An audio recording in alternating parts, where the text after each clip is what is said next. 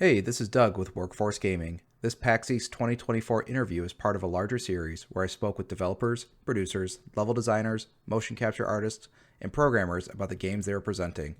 Today's interview is about the colorful sequel to the black and white noir game that started a detective story with a literal Big Bang. I'm excited to present to you our interview with the technical director of Nirvana Noir. Hey, this is Doug with Workforce Gaming. I'm here with Jeremy, who is the technical director of Genesis Noir and a game I'm just finding out, Nirvana Noir. Very excited. So Genesis Noir, the thing I thought was really interesting about it is I wasn't quite sure what game I was getting into when I started. I was like, oh, it's noir detective story. It's like, I think this might be about myths of creation. Yes. So my question, I know if that was kind of the concept for this, what is Nirvana Noir? So Nirvana Noir is we kind of took that feedback. We kind of took that feedback of people saying, "Oh, I thought this was a more detective sort of crime thing." Yeah. And we kind of ran with that. Oh, so, really? At the end of Genesis Noir, you can make a choice between two different realities. Yeah. And Nirvana Noir assumes that both of those realities are true, and the game alternates between the two different timelines. Very cool. In the first one, is a world of bright colors and neo-noir kind of style. Yeah. And there you're dealing with some crime related to a cult and a new drug that's on the street. Yeah. And you're still in this world where all the characters are physical constants of the universe. Like you play as No Man, who's the embodiment of time. Jeez. Okay. Yeah. And but you're tasked with trying to figure out this kind of more grounded kind of story of corruption and crime in this world. And the other story is where it's the same art style from the first game. Okay.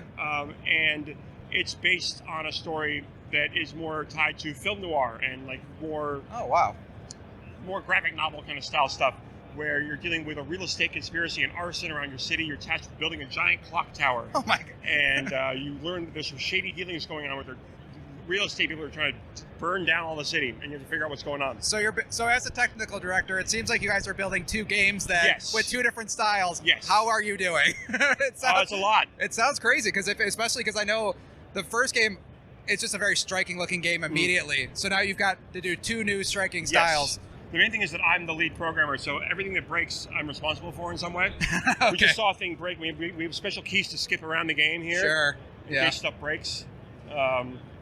Which is stressful. Yeah, so I mean, are you working on both the technical side of like the programming of like gameplay aspects, plus getting the art design as well to make sense and all of that as well? No, the art is handled by the creative director.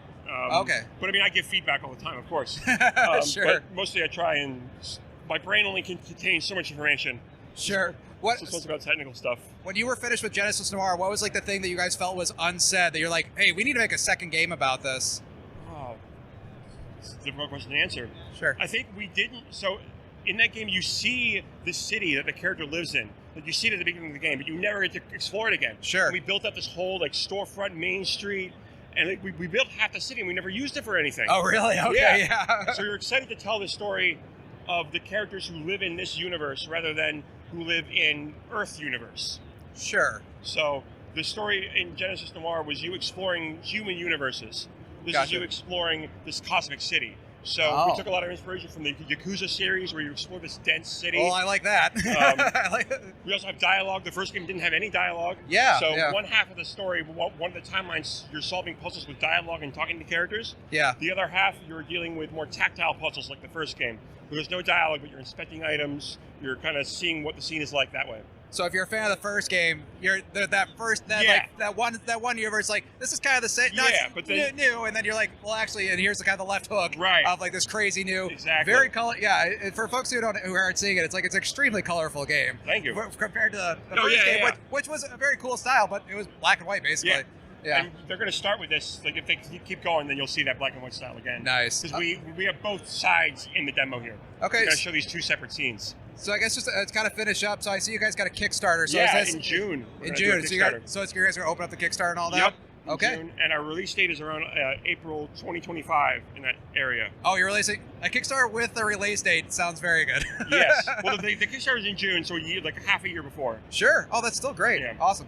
Thank you so much. I appreciate your time. You.